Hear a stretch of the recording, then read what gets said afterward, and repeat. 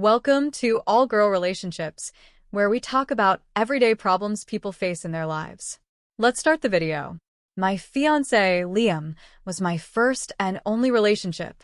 We were high school sweethearts, dated all through college, got engaged at 22, and were supposed to get married at 24. Liam always had a close relationship with my sister, Mary, and I never had an issue with it. I thought their closeness was normal, something I should be happy about, especially after reading stories online about in-laws who don't get along with their daughter's partners. Even when some things seem strange to me, like Mary's boyfriend's always being overly jealous and protective of her, I chose to ignore it. I didn't want to connect the dots, even though the truth was always right in front of me. I brushed off my concerns as insecurity, but deep down, I knew my instincts were right all along. In the end, I felt foolish for closing my eyes to the truth when I should have been paying attention. I gave Liam and my sister the space to betray me behind my back, and they did it so cleverly on my wedding day of all days. Everything fell apart for me on what was supposed to be one of the happiest days of my life. If someone had asked me beforehand, I wouldn't have imagined that the people I trusted most would hurt me so deeply and in such a public way, with hundreds of people there. I still remember the moment I realized Liam wasn't going to show up for the wedding. It hit me when I found out he had blocked my number and all my social media accounts. I was in so much pain, and the tears just wouldn't stop. No amount of comfort or apologies from others could make me feel better. I couldn't believe that Liam and my sister had vanished without a trace, and no matter how hard I tried, I couldn't find them. I left Liam message after message in a daze, telling him everything Mary's boyfriend had told me, that Mary was pregnant with his child, but she had tried to make it seem like it was Liam's. I knew if Liam didn't read those messages now, he'd be stuck with Mary for a long time, and that's exactly what happened. He never saw my messages, and I figured they stayed together. I was heartbroken for a year, but one day I realized I needed to move on. I started going to therapy, joined some local clubs, made new friends, got my own apartment, and started living a decent life again. Years have passed since everything happened, and now it just feels like a bad dream. In a strange way, I sometimes feel grateful for what happened. Even though I was 27 when we were about to get married, I see now that I wasn't truly ready. Now I know what I want, and I've found someone who makes me happy. I started dating Adam, who treats me much better than Liam ever did. Things with Adam are going great, and we're planning to move in together and take the next step in our relationship. My life feels normal now, and I realize it's because Liam isn't around to cause chaos. But of course, this story wouldn't exist if everything had just stayed calm. It all started when I got a call from Liam. The number was unfamiliar, so I answered without knowing who it was. I was shocked to hear Liam's voice on the other end. He sounded like he'd been crying, and his voice was shaky. He began the conversation by apologizing for everything. Feeling awkward, I just replied with a quiet, while he kept talking. He said he had finally read the messages I sent him years ago, and that everything made sense now. He regretted everything and asked if we could meet just once to talk.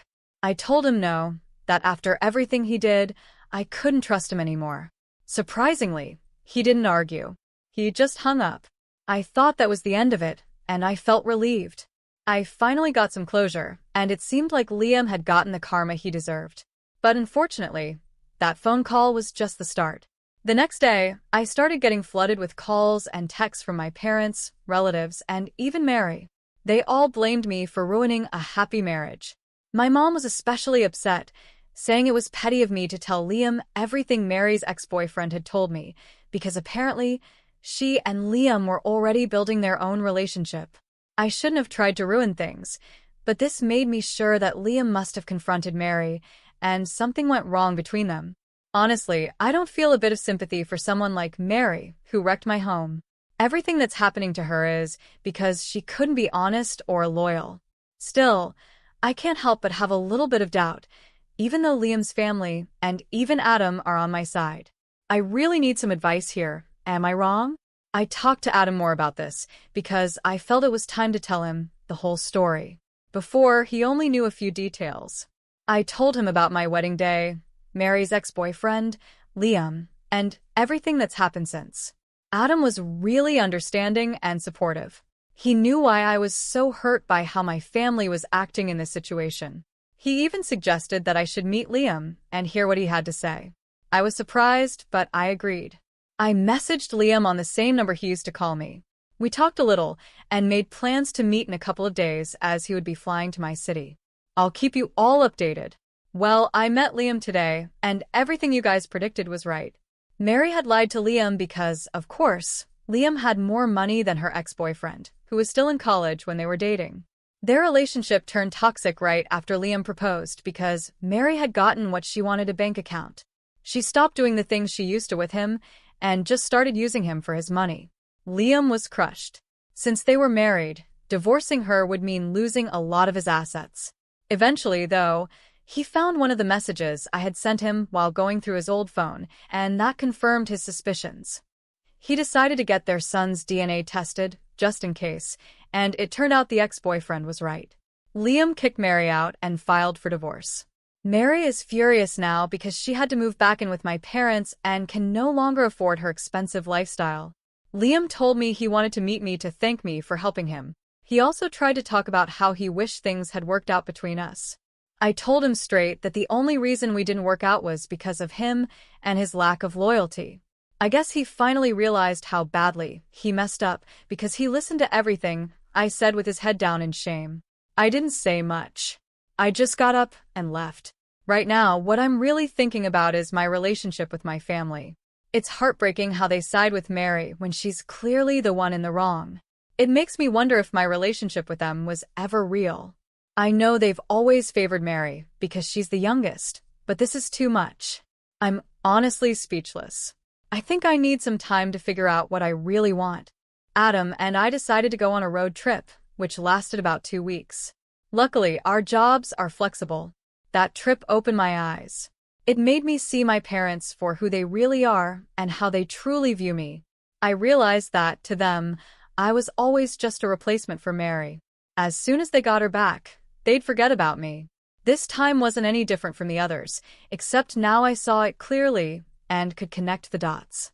Their favoritism toward her is so extreme that I wouldn't be surprised if they even encouraged her to have an affair with Liam. As expected, Mary threw a tantrum when she came back, and my parents got mad at me again. I'm sure they also gave her a lot of money, especially since she gave birth to their first grandchild. But, as usual, Mary ran off again, this time with another rich guy, and cut all contact with my parents, leaving them to take care of my nephew. I didn't find out from my parents, though. They started acting sweet and talked about wanting to see me again, which made me suspicious. So I called my cousin, who told me everything. That's when I realized they wanted me to take care of Mary's son until she came back, and then they'd push me aside again. I wasn't going to let that happen. That's when it all clicked for me, and I knew I had to cut them off. So I blocked their numbers. I got back to the city yesterday and also found out that Liam tried to move back in with his parents after losing so much money on divorce lawyers and alimony, but they said no. Like I said before, he deserves it. I don't feel any sympathy for Mary, my parents, or Liam. Mary's going to face her consequences. My parents are now raising my nephew, and Liam's life has fallen apart because he couldn't stay loyal. I have Adam, and my biggest concern now is just our relationship. Thank you. You're definitely for cutting ties with your family. It sounds like a mess, and the sooner you cut them off, the happier you'll be. You also need to trust your gut more, because it can really save you from a lot of heartache. I love how you ended up cutting your family out. I could tell throughout the story that they played a big role in all the problems. I'm glad you realized it and dealt with it at the root. Now, on to my situation. I'm 28, female, and live with my husband, who is 30. My mom, who's 61, was diagnosed with early-onset dementia about a year ago. She's been living with us because none of my other family members are willing to take her in. Since I'm a nurse, there's been pressure on me to take care of her, but it's very different when it's your own mom. I know she's going to get worse over time. Right now, she's still enjoying life, watching her favorite movies and playing card games. But she can't be left alone because she's vulnerable and might accidentally start a fire or forget where she is. I have one sibling, an older brother named Larry, who's 37. Until recently, he hasn't helped at all with caring for our mom. Larry lives with his wife, who's 35, and they have 2 kids, ages 12 and 9. I've asked Larry for help a few times, but he always says he's too busy with the kids and their activities. Over the past month, I've been more firm with Larry and told him that she's his mom too, and the least he could do is help out once a week. Now, every Friday, he takes our mom out for the day, usually to get coffee and go for a walk. She loves it and it gives me and my husband a break. But Larry's wife is upset with me. She says I'm taking Larry away from their family, and when he comes home, he doesn't want to help with housework or play with the kids. I told her that's not my fault, and that our mom's care isn't optional. It's not fair for me and my husband to do everything when Larry is fully capable of helping. She suggested we put our mom in a nursing home. I told her we can't afford a nursing home unless she and Larry are willing to split the cost. She said they have better things to spend their money on. I told her, well, tough luck, and that Larry will have to keep helping. She called me a jerk for making Larry help. You're definitely.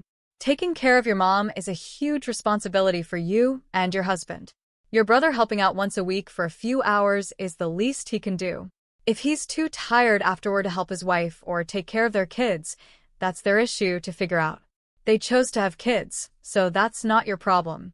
I'm sure you also have other things you'd like to spend your money on, but here you are providing full-time care for your mom and covering all the costs from what it sounds like. Your brother's wife is being selfish for not trying to understand. But this can't continue like this, it's only going to get harder. Don't let yourself be the only one handling the finances and care for your mom. You and your brother need to work together to find a solution. Of course, you should consider your husband, and he should consider his wife, but they don't get the final say. If your sister-in-law doesn't like it, go on vacation and drop your mom off at their house as long as it's safe. Let her see what it's really like to care for someone with dementia. Now, onto my story. My boyfriend, who's 32, and I, 34, are celebrating our 4-year anniversary this month. Since the actual day is on a weekday, we decided to celebrate on the weekend. We both work from home, and we don't live together, so I wanted to surprise him on the actual day with breakfast, a plant he loves plants, and a box of chocolates. I arrived at his place around 7 a.m., knocked on the door, and waited a while for him to answer. I figured he was still asleep. When he finally opened the door, he looked upset. I quickly apologized for waking him up and told him I just brought a few gifts for our anniversary. He just said, okay, still looking annoyed, and walked back to his bedroom, leaving me standing there with the gifts. I was shocked by his reaction. I put the things I brought on the kitchen table and was about to leave, but then I heard some noise from his bedroom, and he came back with his pants on. I thought he was going to hug me or something, but instead, he fed his cat and went to the bathroom while I stood by the door. I felt sad about how he reacted and started crying because all I wanted was a little happiness from him. He sighed and asked me what was wrong. I told him I was sad because he seemed annoyed that I was there, and I had hoped he would be a little happy that I brought something for our anniversary. He responded sarcastically, saying he was sorry for not meeting my expectations and that I couldn't expect him to be happy because I woke him up and he hadn't slept well. Honestly, I wasn't expecting a big celebration or even a gift from him. All I wanted was a hug, a kiss, and a simple thank you, which didn't happen. We didn't even get to enjoy breakfast together because I was in such a bad mood after that, so I left his place. So, am I the jerk for waking him up to surprise him? Thank you all for your thoughts, it gave me a lot to consider. I'll try to answer your questions. His sleep schedule. He wakes up when he wants since he's a freelancer. He does struggle with insomnia, which he's working on. Before my visit, he told me he was getting back to a regular sleep schedule and would wake up around 8 or 9, so I didn't think 7 a.m. was too early. Initially, I planned to leave the gifts in his mailbox and text him, but I got excited to see his reaction in person. I admit I should have thought that through more carefully.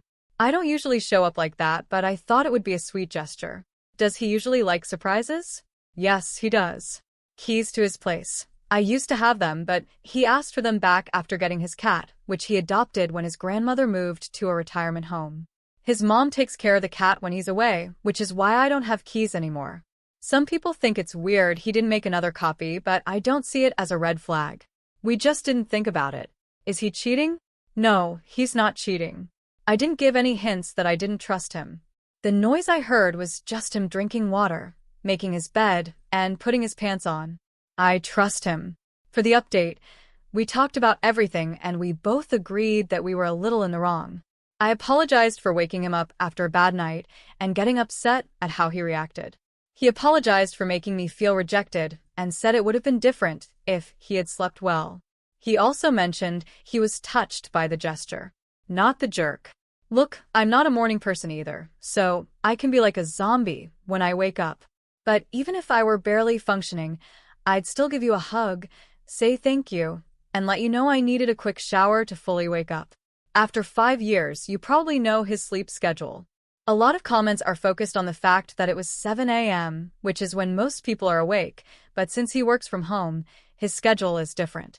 If my partner woke me up at 4 a.m. with a surprise, especially on a day we had already agreed not to celebrate, I'd probably feel the same way.